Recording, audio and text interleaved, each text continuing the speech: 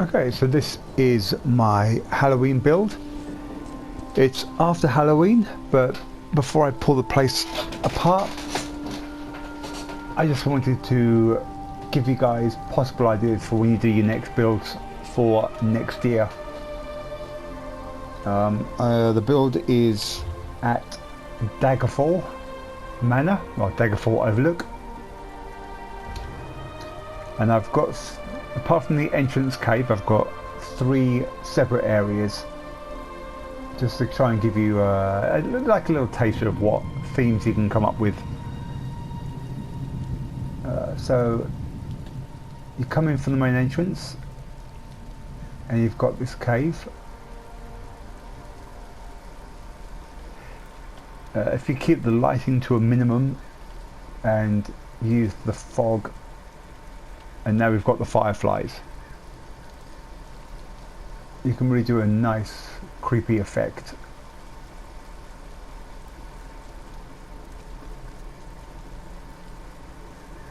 So hopefully you're getting like a swampy horror vibe. The basic premise of my build, it was for a guild competition. There's 3 curses on the Daggerfall Assassins Guild, the Dark Brotherhood.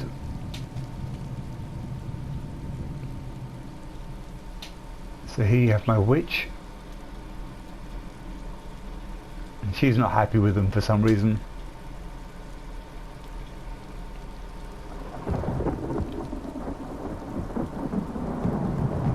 Cave out. And what I'll do is, before I leave the outside area, I'll show you how I built this area. It's a fairly basic build. I've got a lot of luxury plants and some Halloween ones, like those giant mushrooms. It would work just as well without them. In fact, it would probably look slightly more natural. But I wanted to have something that was colourful and bright without having to put lights into there. So we'll move forwards.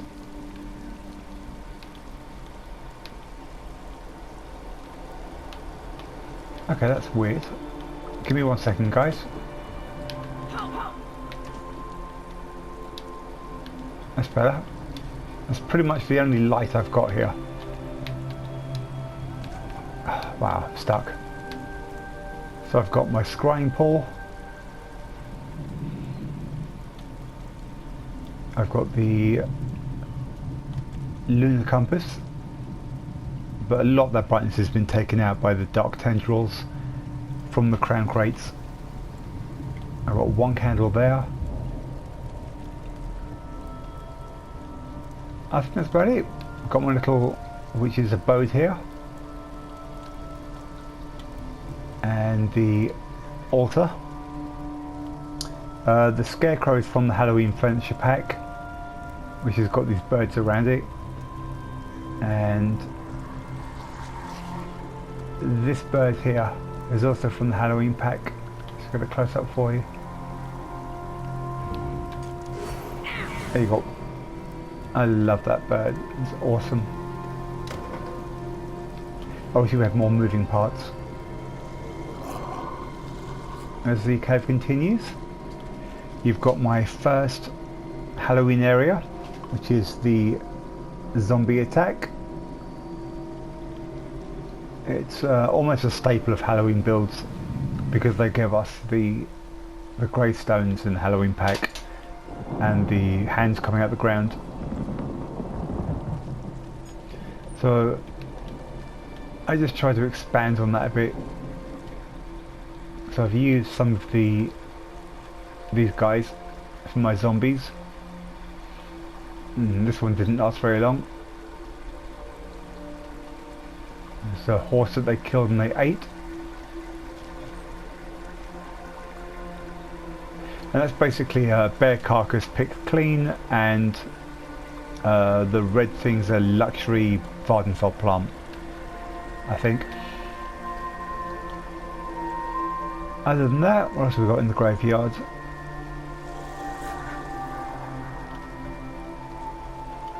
The Glenmoral Witch's Head is a Halloween achievement, so you can buy that from the global achievement vendors.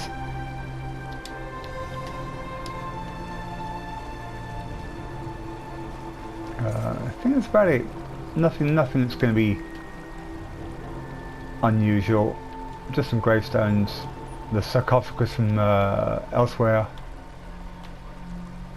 a couple of bones. I've tried to have some bodies coming out of the ground. Zoom out.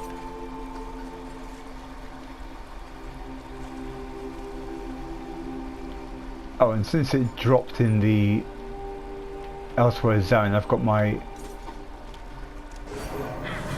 mummified cat trying to come out of the ground as well. And then each what I find helps tie an area together is if you try and have a story. So you in this area there is the basic zombie attack, and then just like every other picnic that you find across the whole of Tamriel, if you have a picnic, you're going to die. So she didn't make it, or the baby. And then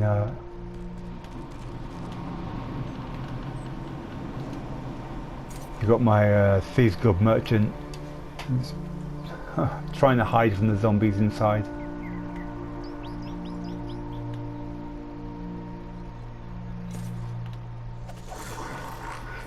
Okay, so just a very quick sketch outline for the cave.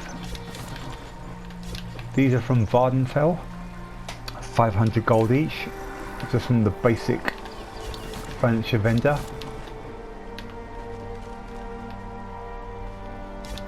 So you just literally drop them down. Once they're in place and you've filled up most of the gaps, you just place your... There you go. I use the mist to cover the floor, and also one of the giant ivies. You place it on its side. I don't think I can show you.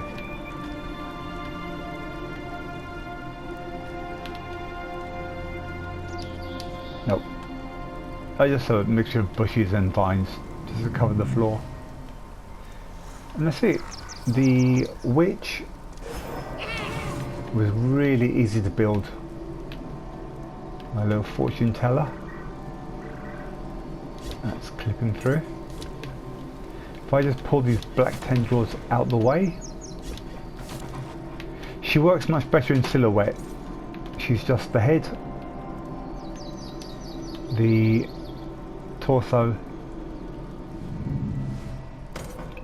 and a bush. There you go. That's what she looks like without the black tendrils. So you need to have some kind of shadowy area, or find a better way of doing the body. I just used the bush because it was easy.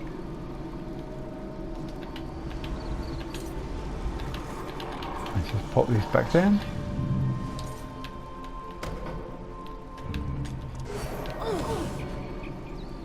You just have to remember that if you put the hand in the right place, it looks like she's holding the crystal ball. So then we'll move to the guild house.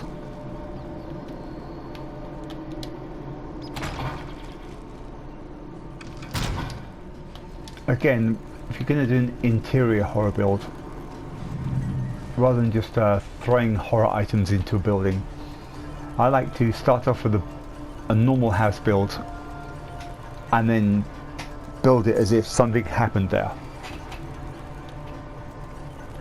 So you've got my guild house, you've got the guild's meeting room or main hall, and they were all here. They were just having their dinner. Yeah, the usual catch up when the attacks happened. That's why the chairs were all pushed back and knocked over, and then they started fighting. So that's when this table got destroyed. and the fire started.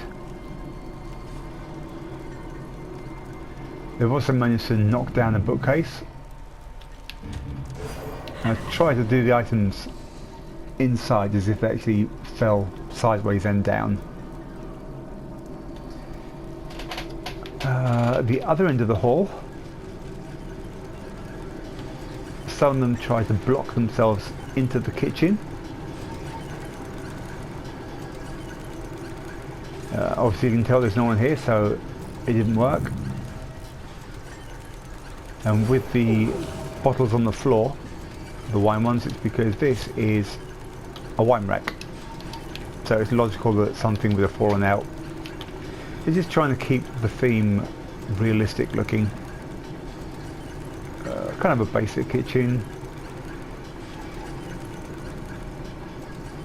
I'll be doing a focus build soon where I'll do one house and have 3 or 4 different kinds of kitchen layouts all pre-built.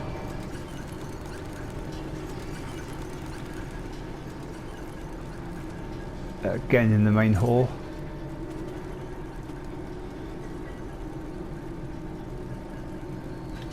I've had them knock over a table during the fight, so of course there's more flames.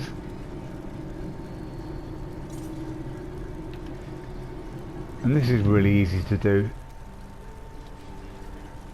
I mean, all you need for anything like this is some of the sconces.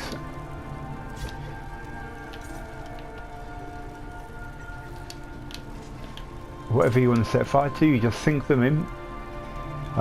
Any wall hangings you have to watch, because if they're animated, you don't want them to move too far back.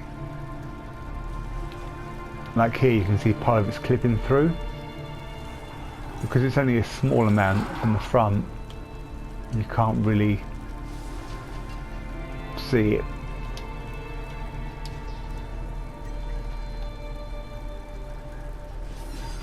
And I've done the same here as well. There's just some of the small sconces. And then we've had the zombie attack.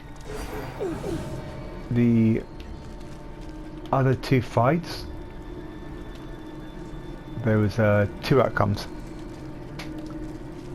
One was Daedra attack. Let's wait for the light to go out. There's most of these work better in the dark. Okay, so in the basement we have Mephala.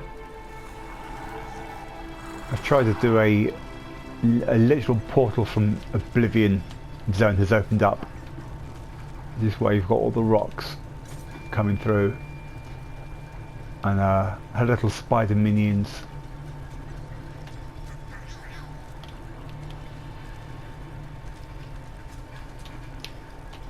If you have actual spiders for pets, that would be better. I don't. And then this is where the banker met his end. Again, I'll turn the light on so that you can see how it's built. I could have just left the spider webs in and a few eggs.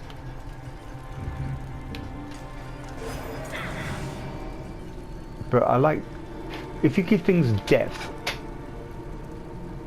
it tends to help as well, rather than having empty rooms. So let's just get rid of this light. This is from a furniture pack, so I've only got one. I have to keep moving it to different builds. It's probably one of the coolest things I've done. It's literally just a mixture of webs, Daedric gate,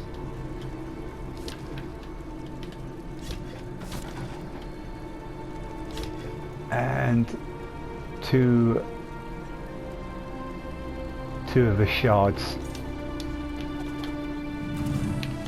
and then I've just thrown in the Mephala pack eggs. that's pretty much it. So it didn't take too much to build this. As with any large house, I've said this in every video, and I'll always say it in every video, big rooms need big items, otherwise it just is too empty.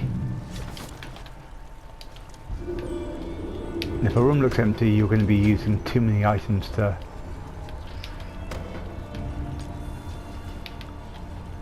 Oh, okay, I did have a light on. Let's just put all this back.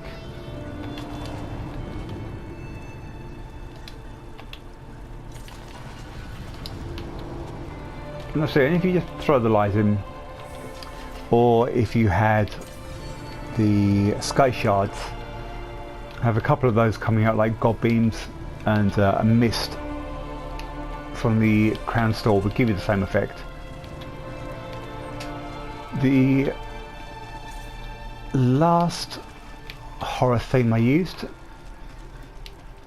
it's harder to do. I wanted to do some kind of Borg, and if I'd used all 700 items to do this Star Trek robot theme, would have probably come out better. But when you're having to do an entire build, it's difficult. So what you have is, as soon as the guild people were grabbed,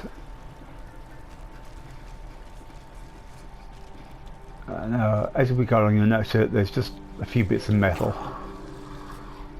and then the further you go in,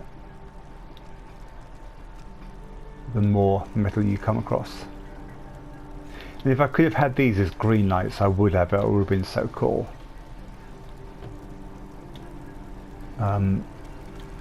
Again, there is a few green lights in the build, but they're so bright they just illuminate everything too much. So you've got a normal guild bedroom, you know, basic Breton furniture, nothing really stands out. And then as you go along, you start getting some metal, and then the furniture starts turning into metal, and the carpet, and then the wardrobe starts to change. So I try to do it like the Borg, where the metal starts to incorporate into ordinary things. More robots.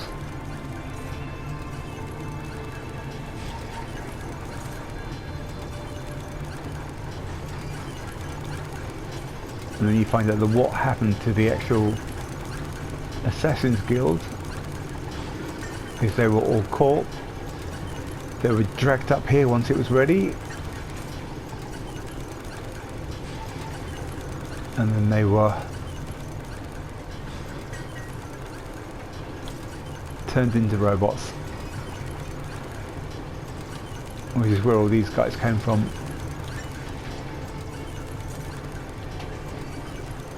So that's it. Hopefully that's given you a few ideas. This quality of this video is bad, I'm aware of that, but I'm about to pull this place apart, so I had to rush through to get the build done on time. I don't think there's anything I really need to show you.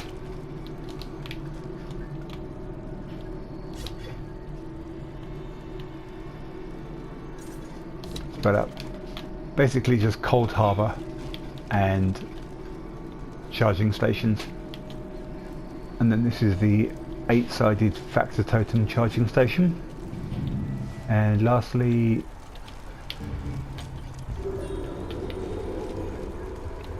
the bottom of the cold harbour spikes. I'll be using those again on a Daedra build at some point. This just made it darker. I wanted this to be a bit more, as you went along I wanted it to be more menacing and slightly more evil as he progressed. Like I said, the Borg one didn't work too well, but the Daedra turned out okay. And that's it.